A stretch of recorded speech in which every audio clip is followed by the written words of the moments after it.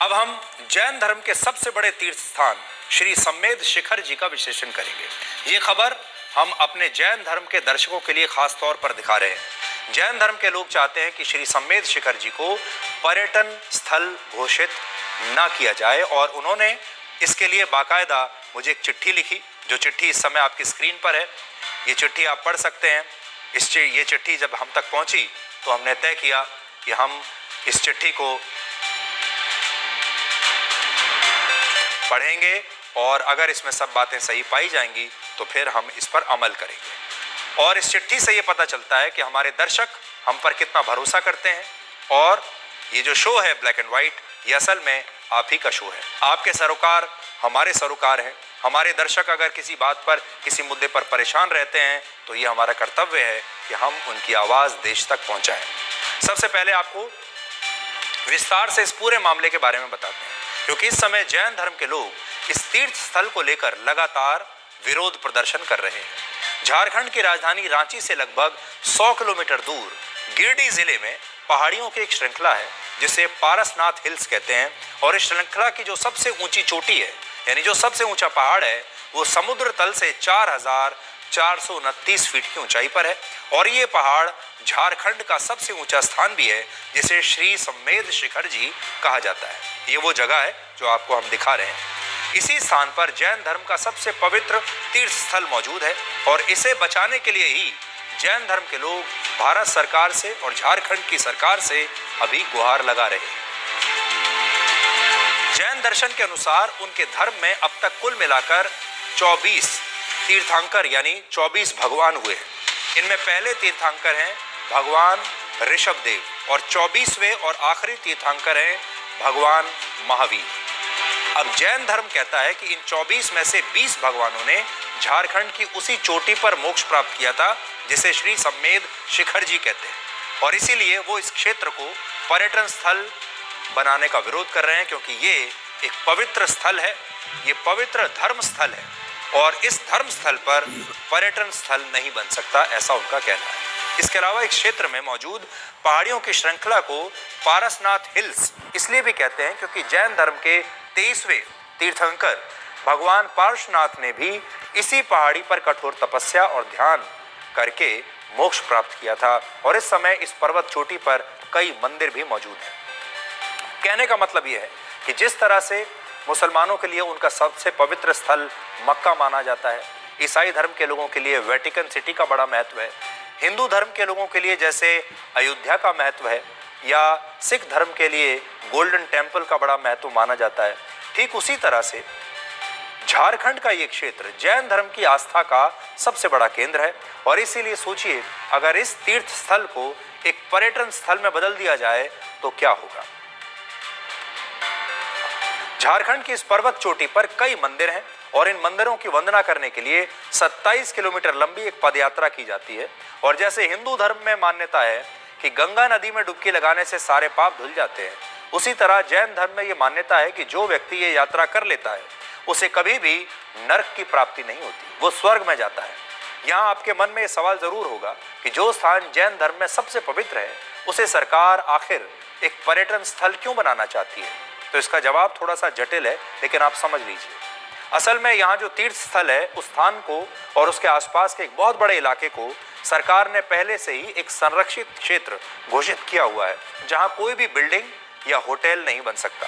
लेकिन आज से लगभग 4 साल पहले झारखंड की सरकार ने इस क्षेत्र में पर्यटन को बढ़ावा देने के लिए एक मास्टर प्लान बनाकर केंद्र सरकार को भेजा और कहा कि इस क्षेत्र में जो संरक्षित इलाका है वहाँ कोई होटल या रेस्टोरेंट्स या कोई कमर्शियल एक्टिविटी नहीं होगी, लेकिन जिस इलाके को इको सेंसिटिव जोन में रखा गया है और जो स्थान संरक्षित इलाके के 1 किलोमीटर के दायरे में नहीं आते, वहाँ पर होटल्स और रेस्टोरेंट्स बनाए जा सकते हैं और वहाँ मछली और मुर्गी पालन भी हो सकता है।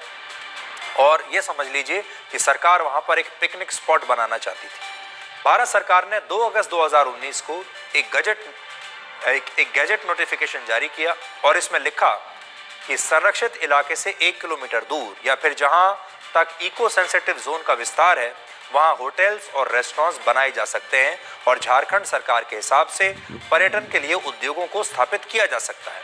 और यही बात जैन धर्म के लोगों को अब चिंतित कर रही है। इनका मानना है कि जब संरक्षित इलाके के आसपास होटल्स बनेंगे, रेस्टोरेंट्स बनेंगे और यहाँ लोग धार्मिक आस्था से नहीं आएंगे बल्कि सिर्फ पिकनिक मनाने के लिए आएंगे, लोग छुट्टियां मनाने के लिए अपने दोस्तों के साथ, अपने परिवारों के साथ यहाँ पर आएंगे और इससे इस क्षेत्र की पवित्रता भंग होगी। इसके अलावा जैन धर्म अहिंसा के सिद्धांत पर आधारित है और इस धर्म के लोग शाकाहारी होते हैं, लेकिन पर्यटन स्थल बन जाने से यहाँ लोग छुट्टियां मनाने के लिए आएंगे, पिकनिक मनाने के लिए आएंगे। इस दौरान नॉन वेजिटेरियन खाना, मांस खाया जाएगा, शराब पी जाएगी और वो हर खाना खाया जाएगा जो जैन धर्म में वर्जित है। लोग चप्पल जूते पहनकर वहां पर आएंगे, चमड़े का सामान पहनकर आएंगे, चमड़े के जूते पहनकर आएंगे जो जैन धर्म में वर्जित है। और कुछ लोगों का कहना है कि पिछले साल वहां कुछ ऐसी घटनाएं हो भी चुकी है। इसके अलावा इस धार्मिक स्थल पर मोटरसाइकिल से जाना प्रतिबंधित है, लेकिन पिछले कुछ समय में वहां ऐसी घटनाएं हुई हैं जब लोग मोटरसाइकिल से इस इलाके में आए हैं। इसलिए हमारा मानना है कि भारत सरकार और झारखंड सरकार को इस मामले में आपस में बात करनी चाहिए।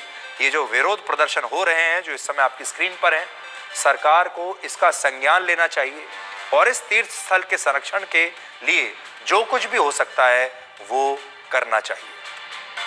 अब बड़ी बात देखिए एक और, जिस पर आपका ध्यान नहीं गया होगा। भारत में जैन धर्म की कुल आबादी सिर्फ 0.4% है और जैन धर्म के जो लोग हैं वो हमारे देश में अल्पसंख्यक माने जाते हैं, क्योंकि आपने देखा लगभग आधा % आबादी है हमारे देश में जैन धर्म की। लेकिन दुख की बात यह है कि इस अल्पसंख्यक वर्ग को हमारे देश की राजनीति में विशेष अल्पसंख्यक वर्ग का दर्जा नहीं दिया गया है, क्योंकि ये वोट बैंक के लिहाज से बहुत कम है। अगर जैन धर्म वोट बैंक के लिहाज से बड़ा महत्वपूर्ण हो जाता तो ये एक स्पेशल माइनॉरिटी हो जाता। आप तो जानते हैं हमारे देश में कुछ अल्पसंख्यक ऐसे माने जाते हैं जो बड़े स्पेशल है, जो बहुत खास है, उनकी पसंद नापसंद का सरकारें ख्याल रखती हैं, नेता ख्याल रखते हैं, उनके ठेकेदार बन जाते हैं कि उनके साथ कोई नाइंसाफी ना हो। लेकिन जो जैन धर्म के लोग हैं ये भी अल्पसंख्यक है, इनकी आबादी तो सिर्फ आधा % ही है, लेकिन इनके साथ नाइंसाफी हो रही है उसके बारे में कोई नहीं सोच रहा। इसीलिए शायद जैन धर्म के लोगों की इस मांग को नेताओं का वो समर्थन नहीं मिल रहा, नेताओं के मन में वो आकर्षण नहीं है जैसा विशेष अल्पसंख्यक वर्ग को मिलता है।